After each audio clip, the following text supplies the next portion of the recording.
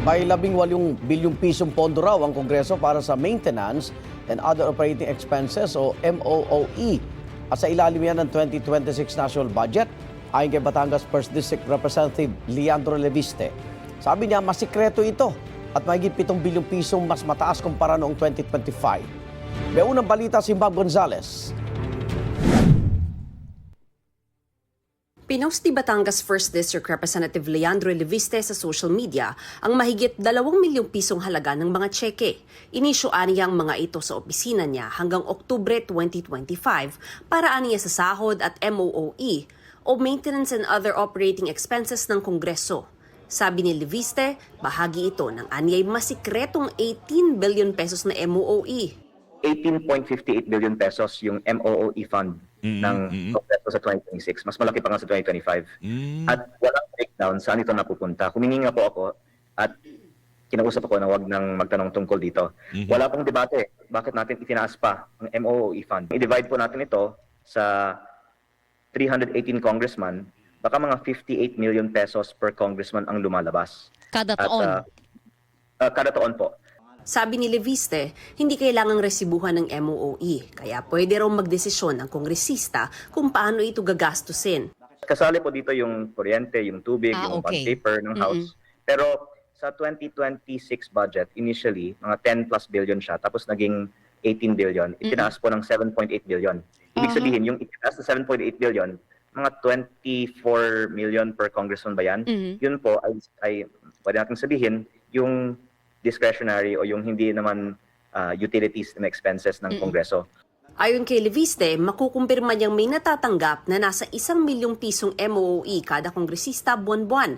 Bukod pa raw ito sa 1.2 milyon pag Oktubre, pagkapasa ng national budget at sa 2 milyon pag Disyembre. Ito naman po ay siguro hindi pa nga sapat para sa mga gastusin ng mga congressman para sa ating mga distrito. May mga district office naman din po. Kaya in fairness po, kailangan talaga ang budget na ito. Pero ang panawagan ko lang, maging transparent tayo saan ito napupunta. Kasi kumpara sa budget ng mga ahensya, yung sarili naming budget sa Kongreso, parang ito po ang pinaka-closely guarded secret ng buong budget. May mga tumawag na raw sa nanay niyang si Senador Loren Legarda para pigilan si Leviste na magtanong ukol sa pondong ito. Paglilinaw naman ni Leviste, hindi lang Kongreso ang may MOOE, kundi pati ibang ahensya ng gobyerno. Pero sabi ni BICAM Committee Member at Palawan 2nd District Representative Jose Alvarez, walang irregularidad sa mga checking inisyu kay Leviste at hindi ito Christmas bonus. Alinsunod daw ito sa batas, naka-audit at dokumentadong disbursements na natatanggap ng kada miyembro ng Kamara para bayaran ang mga sweldo nila at para masigurong tumatakbo at nakakapagserbisyo ng maayos ang mga district offices nila. Bumaba rin aniya ang budget ng Kamara sa 27.7 billion pesos para sa 2026. Doon pa lang daw, malinaw nang hindi tinaasan ng Kamara ang sarili nitong budget.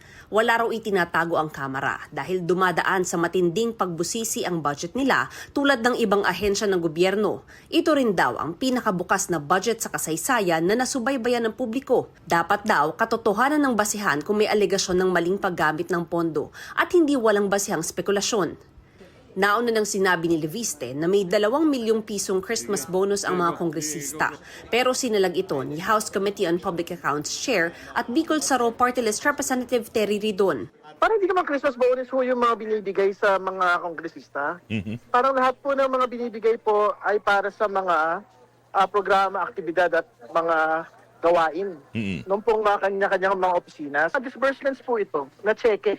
So, sabihin, meron pong clear paper trail po ito sa mga opisina po ng mga kongresista. So, ibig sabihin, walang itinatago rito, walang magic dito, at mali.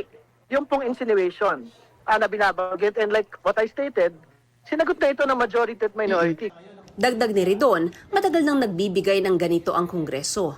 Wala rin daw natatanggap na bonus ang mga kongresista, maliban sa 13th at 14th month pay na nakukuha ng lahat ng kawani ng gobyerno. Kung may anomalya man daw sa paggamit ng pondo, tsak masisilip ito ng Commission on Audit. Meron ng annual audit report for Congress. No? So, ibig sabihin, kung may problema dito po sa mekanismo kung paano ipinapatupad yung pagpopondo at paggamit ng pondo, dapat lumilitaw po yan sa mga audit reports po ng COA. Ang malinaw, hindi ho yun pinipera ng mga kongresista. Ibig sabihin, hindi yun gagamitin para sa mga bahay, para sa mga kapritsyo, at para sa mga bakasyon. Ito ang unang balita.